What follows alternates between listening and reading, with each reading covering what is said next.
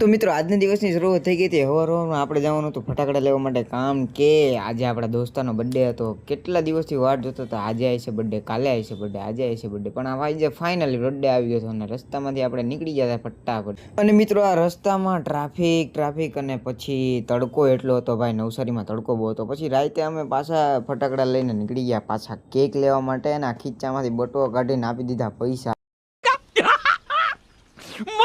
Joke मारा रे ये हंस रे हलकट हंस કેક લઈને આપણે બર્થડે બોયને મળવા નીકળી ગયા. બર્થડે બોય તો આજે તૈયાર થઈને ઓહો આહા.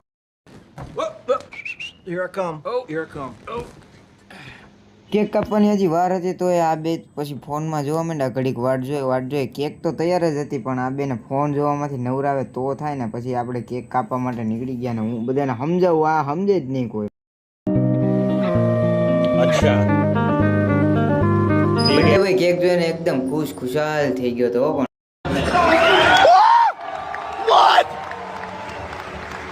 તો જોઈ શકો છો મિત્ર આ છે આની કેક ખાવાની મજા આવી ગઈ ને. કેક તો તમે આમ જો રાજ્યવાળી એકદમ. બસ કેક કાપીને પેલું બટકું તો એના ભાઈને જ ખવડાવ્યું અને મેં પણ હાથે ખાઈ લીધું. कौन है ये लोग कहां से आते हैं